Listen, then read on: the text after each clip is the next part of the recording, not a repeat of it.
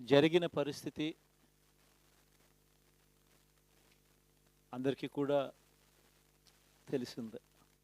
గత చరిత్రలో ఎప్పుడూ జరగని విధంగా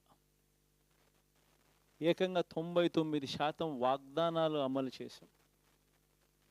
ఎప్పుడు జరగలేదు ఆంధ్ర రాష్ట్ర చరిత్రలో కానీ దేశ చరిత్రలో కానీ ఈ మాదిరిగా మేనిఫెస్టో అన్నది ఒక పవిత్ర గ్రంథంగా భావించి అదొక బైబిల్ గాను, అదొక ఖురాన్ గాను, అదొక భగవద్గీత గాను భావిస్తూ టిక్కు పెట్టమని చెప్పి ప్రతి ఇంటికి పంపించి టిక్కు పెట్టమని చెప్పి ప్రతి అడుగుతూ ఆ ప్రతి అక్క చెల్లెమ్మల ఆశీస్సులు తీసుకుంటూ ఆ ఇంట్లో ఉన్న అవ్వాతాతల దీవెనలు తీసుకుంటూ ఏ రోజు కూడా ఈ మాదిరిగా బటన్లు నొక్కడం ఏకంగా 2,70,000 కోట్ల రూపాయలు ఎటువంటి వివక్ష లేకుండా ఎటువంటి లంచాలు లేకుండా ఏ నెలలో ఏమిస్తామో అని ముందే చెప్పి క్యాలెండర్ ప్రకటించి ఆ నెలలో అది తప్పకుండా ప్రతి సంవత్సరం తూచా తప్పకుండా ప్రతి సంవత్సరం అది జరిగేట్టుగా చేస్తూ ఏకంగా 2,70,000 కోట్ల రూపాయల వివిధ పథకాల ద్వారా మాట తప్పకుండా జరగడం కూడా గతంలో ఎప్పుడూ కూడా చూడలేదు, జరగలేదు. ఇవన్నీ కూడా నేను ఏదైతే చెప్తా ఉన్నానో ఇవన్నీ ఎప్పుడూ చూడని మార్పులు, గతంలో ఎప్పుడూ జరగని సంస్కరణలు. విద్యారంగంలో అయితేనేమి, వైద్య రంగంలో అయితేనేమి, వ్యవసాయ రంగంలో అయితేనేమి, సామాజిక న్యాయం అంశంలో అయితేనేమి, మహిళా సాధికారత అంశంలో అయితేనేమి, గవర్నెన్స్ విషయంలో అయితేనేమి ఎప్పుడు జరగని చూడని సంస్కరణలను కూడా తీసుకొచ్చు. ఇవన్నీ నేను ఏదైతే చెప్తా ఉన్నానో ఇవన్నీ మనం చేసి చూపించి ప్రజల మన్ననలు పొందిన తర్వాతే ఎన్నికలకు వెళ్ళాం. ఎన్నికల్లో ఏమైందో తెలీదు. 5 సంవత్సరాలు కళ్ళు మూసుకుంటే చాలా అయిపోయింది. 5 సంవత్సరాలు మళ్ళీ 2024 నుంచి 2029 కూడా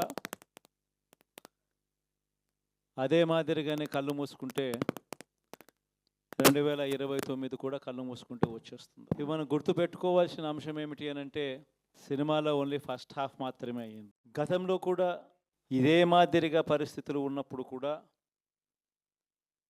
మనం ఏ మాదిరిగా పైకి లేచాము అన్నది కూడా మీ అందరికీ తెలిసిన విషయాలే. నేను ఒక్కటే మీ అందరికీ చెప్తా ఉన్నా, ప్రజల్లో ఈరోజు మనం చేసిన మంచి ఉంది. ఇంటింటికి మనం చేసిన మంచి ఇంకా బ్రతికే ఉంది. ప్రజల్లో ఈరోజు మనం చేసిన పాలన మీద విశ్వసనీయత అనే పదానికి అర్థం ఈ రోజుకి కూడా ప్రజల్లో ఉంది. గడప గడపకు మనం చేసిన మంచి ఇంకా ప్రజల్లో బతికే ఉంది. మరి ఇవన్నీ ఉన్నప్పుడు మళ్ళీ మనం లేయడం కూడా తథ్యం. కాకపోతే కొంచెం టైం పడుతుంది. ఆ టైం ఇవ్వాలి. ఆ టైం ఇచ్చినప్పుడు, అది జరిగినప్పుడు, పాపాలు పండినప్పుడు ఖచ్చితంగా మళ్ళీ మనం పైకి లేస్తాం. ఈ విషయం ప్రతి ఒక్కరం కూడా గుర్తుపెట్టుకోవాలి. ఎందుకు ఈ మాట కూడా చెప్తా ఉన్నానంటే రాజకీయాలలో అన్నిటికన్నా ముఖ్యమైన అంశం క్యారెక్టర్, విలువలు, విశ్వసనీయత.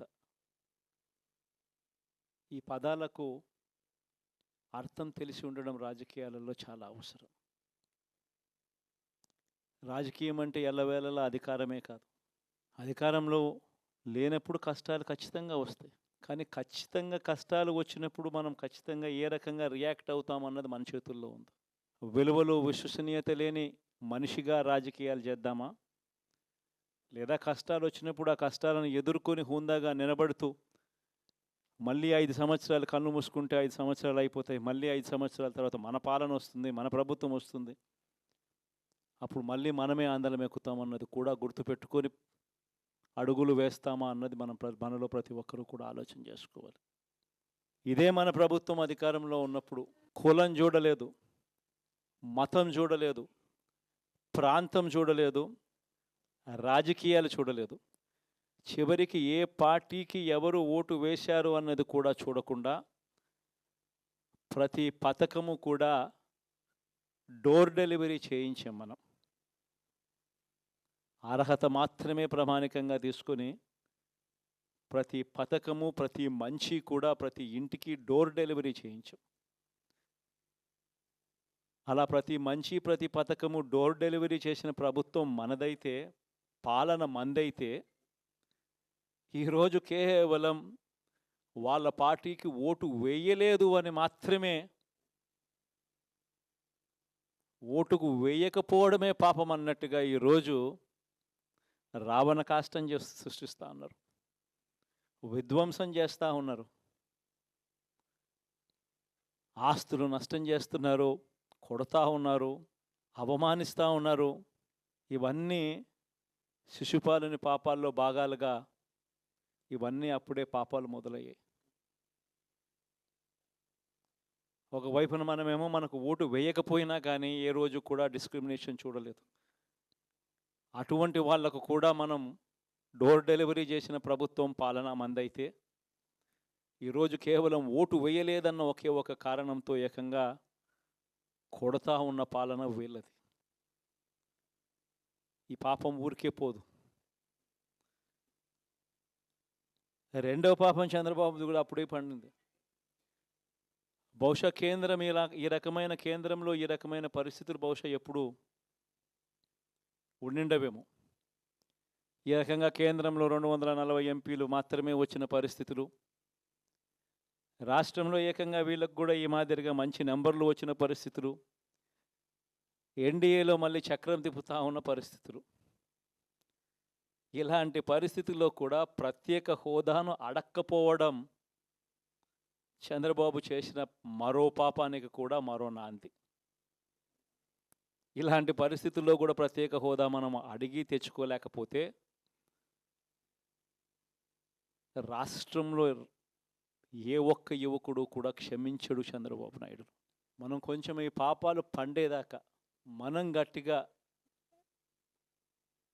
దీన్ని నిలబడగలిగితే, ముందుకు తీసుకొని పోగలిగితే ఈ పోరాటాన్ని ఆటోమేటిక్గా శిశుపాలుని 100 పాపాలు ఫాస్ట్గా ఎరోడ్ అయిపోతాయి.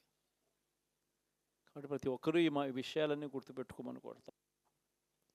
ఇవన్నీ బహుశా నేను చెప్పేటివన్నీ కూడా మీ అందరికీ కూడా తెలియనేటివి కాదు. కేవలం నేను మీ అందరికీ గుర్తు మాత్రమే చేస్తా ఉన్నా. కష్టాలు రావడం అన్నది సర్వసహజం. కష్టాలు ఇలా మనం ఎదుర్కొని నిలబడడం అన్నది మన చేతుల్లో ఉన్న అంశం అన్నది మాత్రం ఖచ్చితంగా ప్రతి ఒక్కరూ గుర్తుపెట్టుకోమని మీ అందరితో కూడా కోరుతా ఉన్నాను. శాసనసభలో, చట్టసభలో మీ సభే అన్నిటికన్నా ముఖ్యమైన సభ అవుతుంది. ఓటు వేయలేదు అన్న ఒకే ఒక కారణంతో మనుషుల్ని కొడతా ఉన్న పరిస్థితుల్లో, మనుషుల్ని అవమానిస్తూ ఉన్న పరిస్థితుల్లో,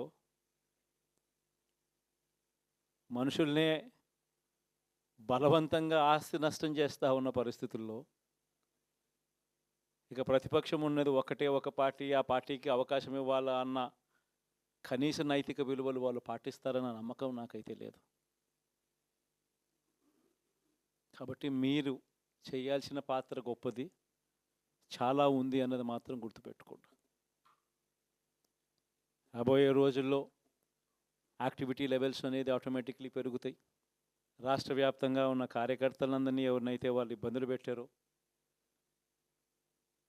ఖచ్చితంగా వాళ్ళందరికీ మనోధైర్యం ఇస్తూ వాళ్ళ గ్రామాలకు వెళ్ళి వాళ్ళకు తోడుగా ఉండే చేసే కార్యక్రమాలు జరుగుతాయి. రాబోయే రోజుల్లో ఇంకా టైం గడిచే కొద్దీ ప్రజల్లోకి వెళ్ళే కార్యక్రమాలు ఇంకా ముమ్మరం అవుతూ పోతాయి. చివరికి ప్రజల్లోనే ఉంటాం. ప్రజలతో కలిసి పోరాడే కార్యక్రమం వేగంగా టైం గడిచే కొద్దీ మనము వేగంగా అడుగులు ముందుకు వేస్తాం. ఒకటి మీ అందరికీ చెప్తా ఉన్నా, ఏకంగా 14 నెలలు పాదయాత్రలు చేశాం. ఆ వయసు ఈ రోజుటికి నాకుంది. ఆ సత్తువ ఈ రోజుటికి నాకుంది. కాబట్టి మీరు మాత్రం ప్రతి ఒక్కరూ గుర్తుపెట్టుకోండి, ఆ టైం వచ్చేదాకా మీ పాత్ర చాలా కీలకం. ప్రతి ఒక్కరూ ఈ విషయాన్ని మాత్రం గుర్తుపెట్టుకొని మీ అందరితో కూడా సవినయంగా వేడుకుంటా ఉన్నాను.